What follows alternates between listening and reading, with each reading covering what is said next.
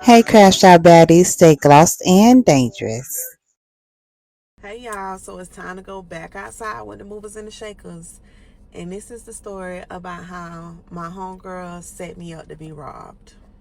So y'all know I have to give y'all a little backstory every time I tell y'all a story so I can catch you up on everything.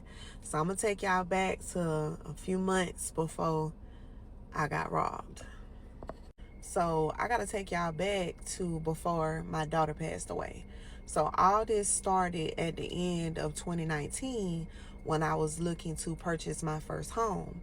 So I ended up moving out of my apartment because my lease was up and moving into my dad's house with my dad because I was getting ready to purchase my home. So around this time, my baby daddy hit me up. He was in prison and he had a cell phone. So he hit me up and he was like, hey, can I have my son's phone number? I would like to talk to him and build a relationship with him. And me being the type of mother that I am, I was like, sure, no problem. I gave him the number. So y'all, within 2 months of this man having my son's phone number, my son started to become a totally different child. If you knew my child, he was always, very respectful, very soft spoken, good kid in school. And after I gave him my son's phone number, my son started to get disrespectful. He started to fail his classes. He wasn't doing his homework. Like, he just became a totally different kid. So because he was getting in trouble, I started putting him on punishments. I started taking his phone, I took his game, I took his bike. Like, he played sports, so he would have to sit out of the sports. Just consequences for your actions. So one day we at the house and I asked him to help me with my daughter. And he said, you do it. That's your baby. So y'all, I end up spanking his ass that day. You ain't gonna talk to me like that.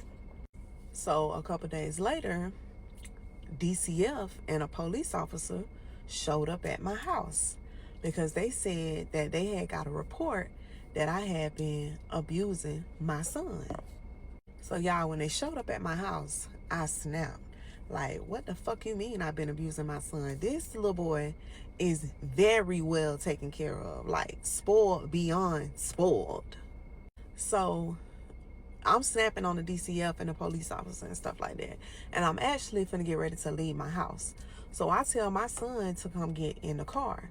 And when I tell him to come get in the car, he start going crazy, screaming, telling the police, no, I don't want to go with her. No, I don't want to go with her. She gonna beat me. She gonna beat me. So the police that was there end up calling a sergeant. So when the sergeant come, he like, we just gonna diffuse the situation. Is there anywhere else that he can go for the night, or is there anywhere that you can go for the night?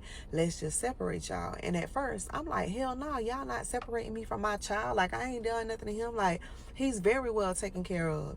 And they're like, well, we need to do an investigation. And the way that he's acting like he's scared to go with you. So I think it would just be best if you guys separate.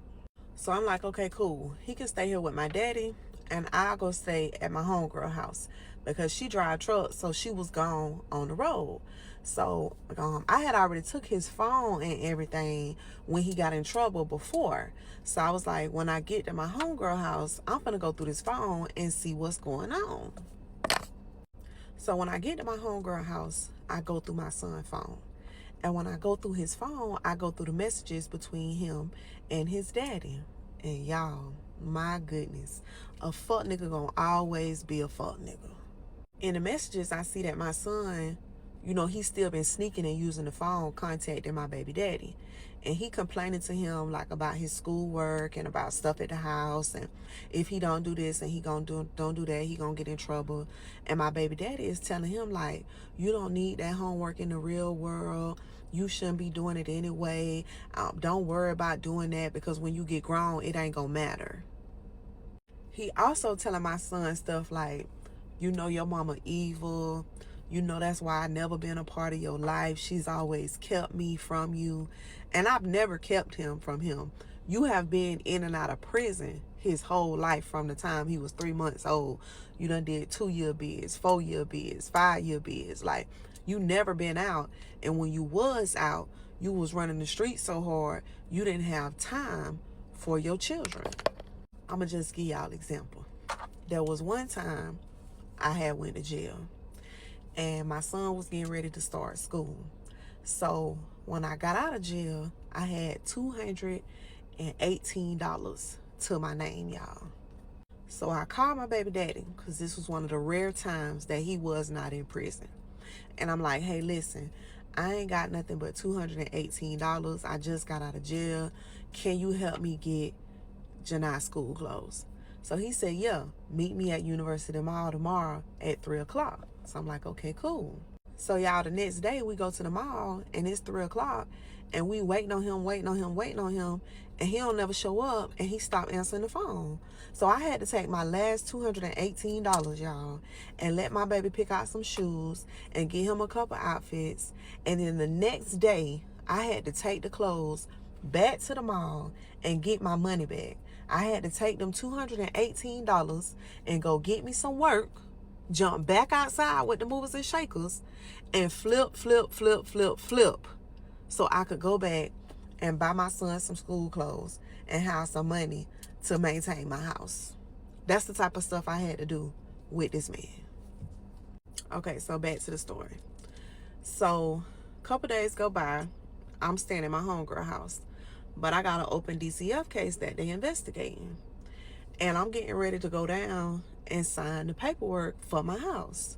So while I am there signing the paperwork for my house, I get a call that my daughter has been in an accident and I need to hurry up and get to the hospital. So I leave them and I rush to the hospital, and by the time I get to the hospital, my daughter is unresponsive. And she ended up being in the hospital for 5 days. Longest 5 days of my life. And when I tell y'all my baby fought, she fought hard, y'all. She fought hard, and I was on my hands and knees praying every day. Praying, like just hoping for any kind of miracle. And in those moments, y'all, I knew how my mama felt when she was on her hands and knees praying and begging the Lord to save my life. I found myself reciting the same words that my mama said. Lord, take me instead, spare my child. Just take me instead. Like, just begging God. But at the end of the day, she ended up succumbing to her injuries, and she passed away after a very hard fight on June 1st of 2020. So at this time, my daughter has passed away. I have an open DCF case because someone has called and said that I'm abusing my son. And when my daughter passes away, they send DCF to the hospital to do an investigation about that also.